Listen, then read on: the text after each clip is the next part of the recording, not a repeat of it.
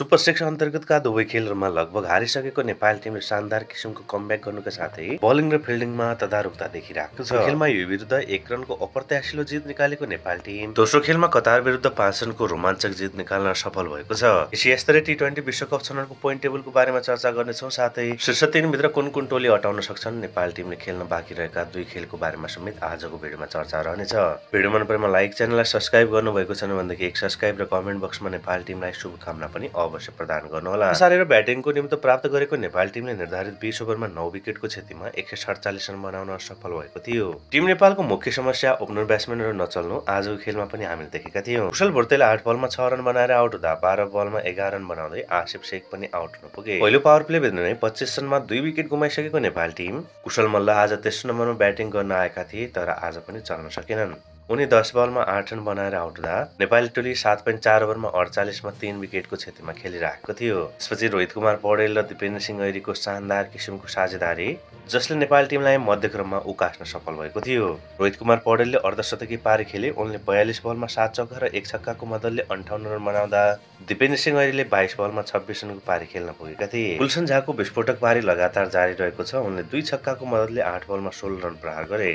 त्यसैगरी सोमपाल कामीले 9 बलमा 14 रन बनाउँदा नेपाल टिम 20 ओभरमा 147 रन बनाउन सफल भएको थियो। 148 रनको विजय लक्ष्यका साथ मैदानमा उत्रेको कतारको टिम नेपाल विरुद्ध एकदमै उत्कृष्ट किसिमको सुरुवात गर्न सफल भएको थियो। ओपनर ब्याट्सम्यान इमान लियाङ्गी र जुबेर अलीले दुवैले अर्धशतकी पारी खेल्दा सुरुवातमा नै नेपाल टिम निकै नै दबावमा फसेको थियो। कतारको टिमले 10 ओभरमा 79 रनमा पहिलो विकेट गुमाएको थियो। लियाङ्गीलाई सन्दीप लामिछानेले बोल्ड आउट गर्दै पहिलो महत्त्वपूर्ण सफलता नेपाली टिमलाई दिलाउन सफल भएका थिए। तेस्रो नम्बरमा ब्याटिङ गर्न आएका मोहम्मद आसिम 10 रन बनाएर आउट हुनु भए कतारका अन्य कुनै पनि खेलाडीले दोहोरो अङ्क छुन सकेनन्। 12 ओभरमा 97 रन बनाएर खेलिराखेको कतारको टिम 142 रनमा नाटकीय रूपमा अल आउट हुन पुग्छ। नेपाली बलर र फिल्डरहरूको शानदार किसिमको मिश्रणको साथ नेपाल टिम लगभग कतारले जितिसकेको खेलमा हाबी हुँदै नेपाल टिम जित निकाल्न सफल हुन्छ। कतारको टिमलाई अन्तिमको ओभरमा मात्र 10 रनको आवश्यकता परिरहँदा 2 विकेटमा हातमा रहेको अवस्थामा सन्दीप लामिछानेलाई बलिङ थमाइन्छ।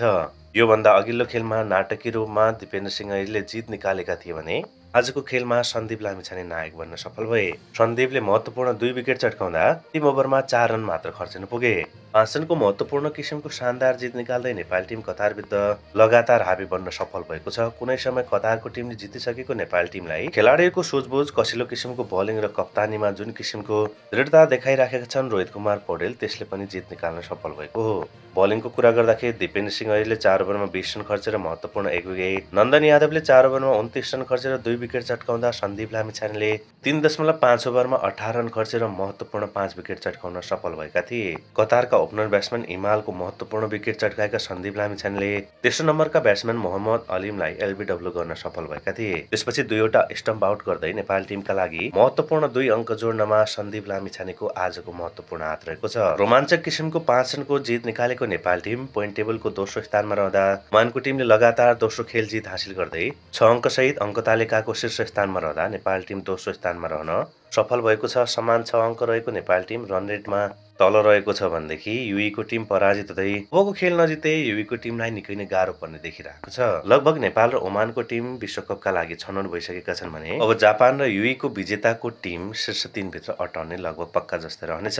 यसै आदरणीय दर्शक महानुभावहरू, एकपछि अर्को खेलमा शानदार किसिमको जित निकालिराखेको नेपाल टिम तेस्रो पटक टी20 विश्वकप खेल्न लागेको छ। नेपाल टिमलाई निकै नै शुभकामना समेत रहनेछ। 15 अक्टोबरमा आयोजक ओमानसँग खेलिराखेको नेपाल टिम सुपर 6 को अन्तिम खेल समूहसँग 17 अक्टोबरमा खेल्न लागेको छ।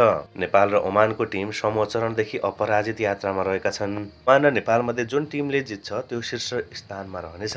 ओमान विरुद्ध भएको अभ्यास खेलमा शानदार किसिमको जित निकालेको नेपाल टिम भोलि पनि त्यस्तै नतिजा निकालोस्, यही शुभकामना रहेको छ।